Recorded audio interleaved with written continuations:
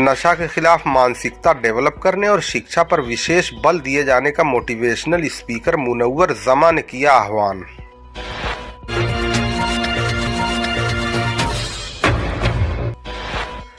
हैदराबाद के motivational speaker Munawwar जमा ने अंबेडकर पार्क, शिवाजी नगर, गोवंडी, मुंबई में आयोजित प्रोग्राम में नशे के खिलाफ मानसिकता विकसित करने और शिक्षा पर विशेष बल दिए जाने का आह्वान किया।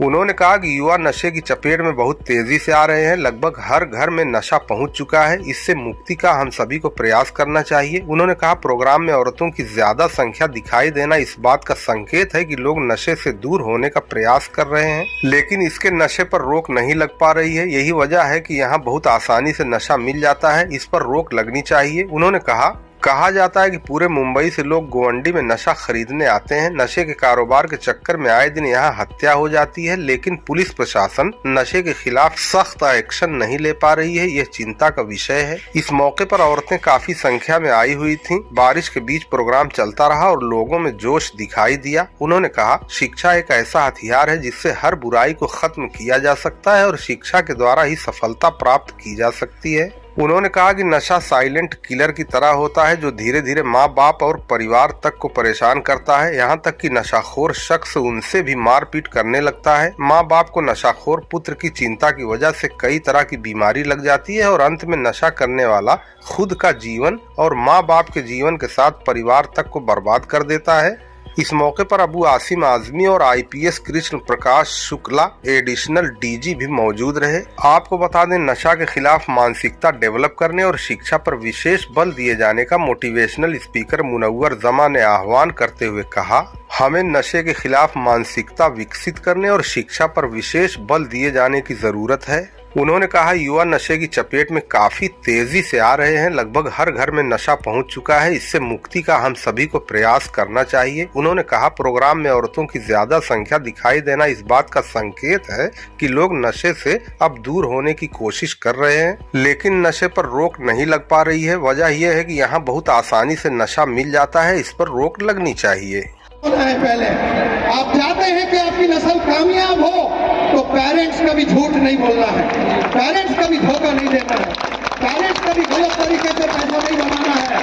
तो फिर इंशाअल्लाह एक मौलाना अबुल कलाम आजाद की लाइन लग जाएगी, फिर इंशाअल्लाह सर सैयद की लाइन लगेगी, इंशाअल्लाह फिर डॉक्टर APJ कलाम की फौज निकलेगी, इंशाअल्लाह फिर लीडर्स पैदा होंगे हमारी कम्युनिटी में, इंशाअल्लाह। ये दो चीजें फॉलो कर ले, इंशाअल्लाह। आप सल्लल्लाहु अलैहि वसल्लम के ये ऐसे वेपन से कभी झूठ ना बोले, कभी धोखा ना दे।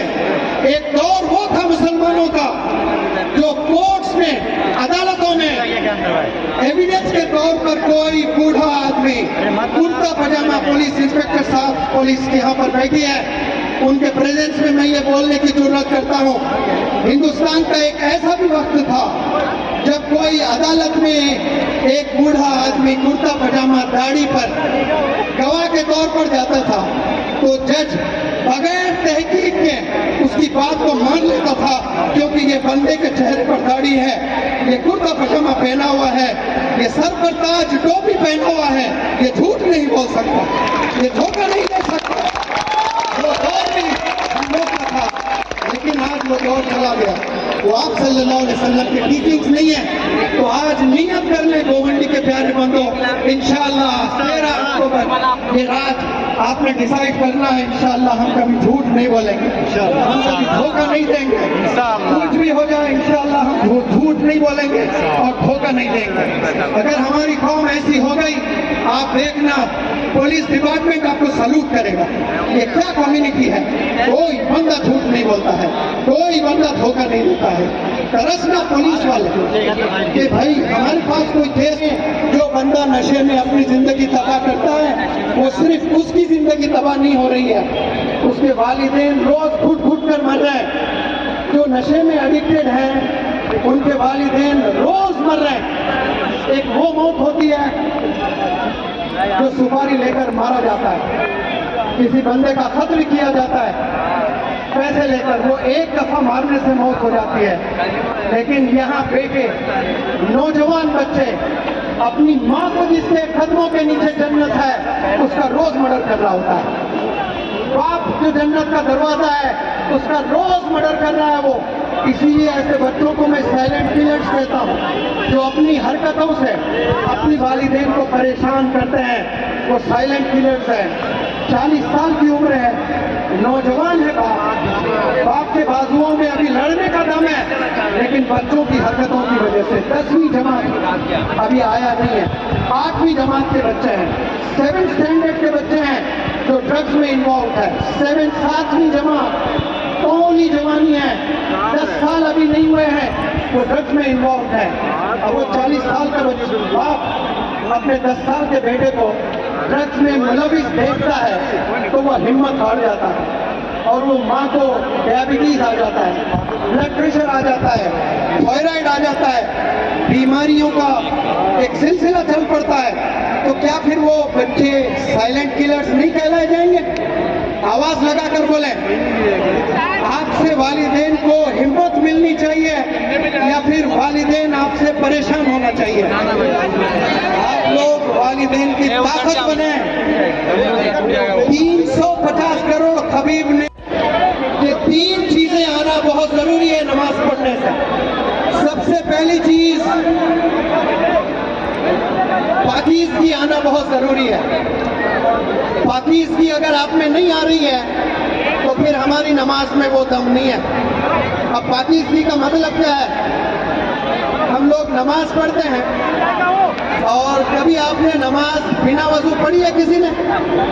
I don't think so.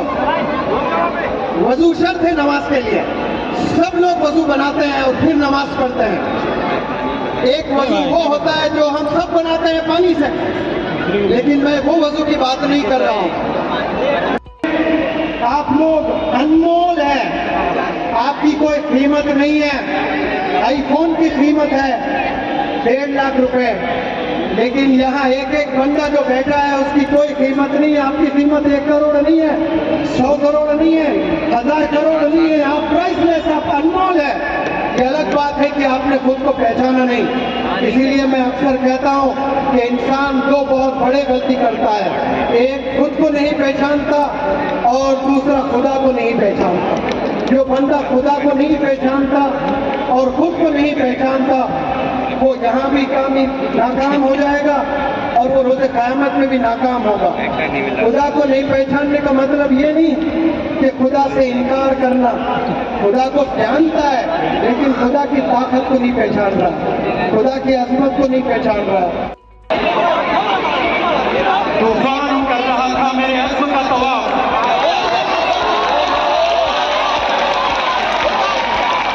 तूफान कर रहा था मेरे अज़्म का तवाफ। दुनिया समझ रही थी कि मेरे कैसी दौर में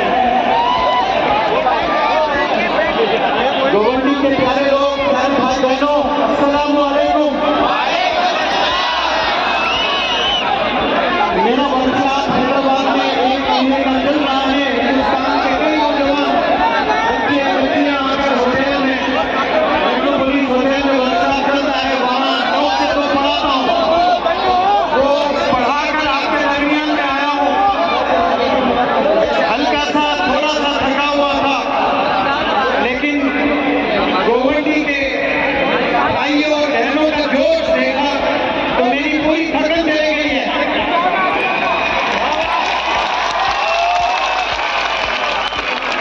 जैसे सचिन तेंदुलकर कहा